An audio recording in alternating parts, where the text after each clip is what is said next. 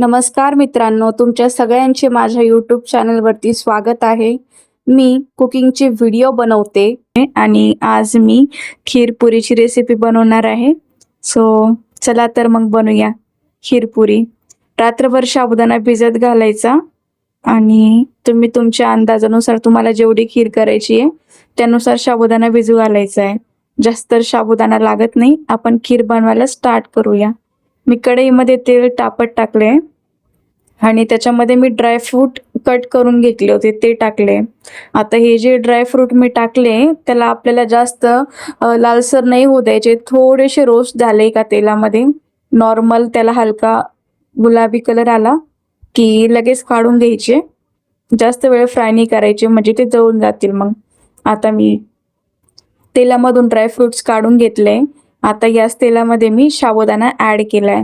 आता हा साबुदाणा आपल्याला जास्त वेळ नाही ठेवायचा, नॉर्मल फक्त थोडंसं सोटे करून घ्यायचे.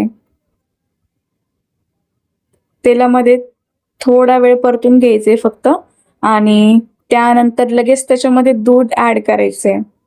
आता बेसिकली मी याच्यामध्ये दूध ॲड करणार आहे. चला तर मग दूध ॲड करून घेऊया.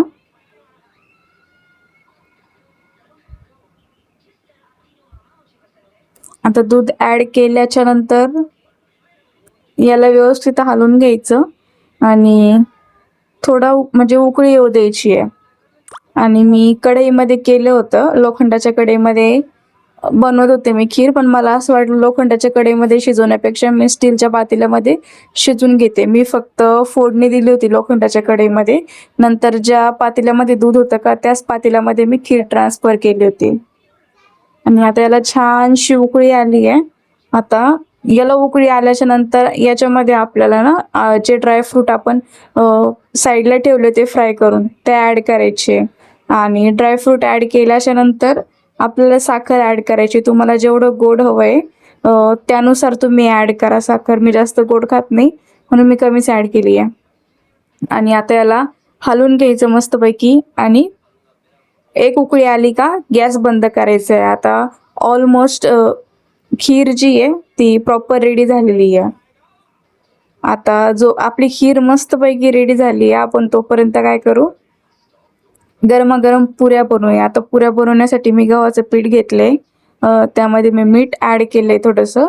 आता मी पिठाला व्यवस्थित मळून घेते. ॲक्च्युली काय आहे ना, आपण जेव्हा पुऱ्या बनवतो तेव्हा पीठ जास्त पतलं नाही झालं पाहिजे. पीठ हे थोडंसं जाडसरच पाहिजे.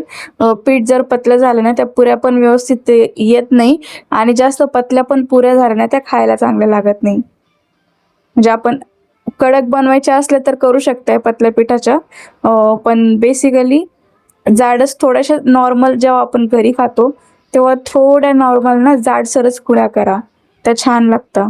आणि खीर तर आपली प्रॉपर रेडी झालेली आहे. मी आता पिठाला मळून घेते व्यवस्थित आणि त्यानंतर आपण पीठ मळल्यावर लगेच पुऱ्या करणार आहोत. आणि पिठाला जोपर्यंत तुम्ही मूठ देत नाही त्या पिठाच्या पोळ्याही चांगल्या येत नाही पुऱ्याही चांगल्या येत नाही. ऑलमोस्ट माझं पीठ मळून पण रेडी झालेलं आहे.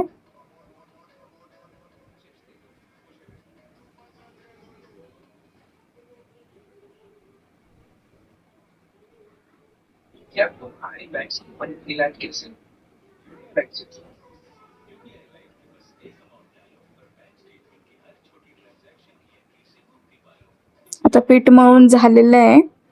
आपण पुऱ्या करायला घेऊ. मी कढईमध्ये तेल टाकले गरम व्हायला आणि आता मी एक एक करून जेवढ्या पाहिजे तेवढ्या पुऱ्या करून घेणार आहे. एकदाच करून घेते म्हणजे की तळायला पण इझी जाईल आणि वेळ पण वाया जाणार नाही. तोपर्यंत तेल तापते तोपर्यंत मी मला जेवढ्या हव्या तेवढ्या पुऱ्या करून घेतल्या आहे. आणि आता तेल पण तापले व्यवस्थित. सो एक एक करून सगळ्या पुऱ्या आपण तळून घेऊ.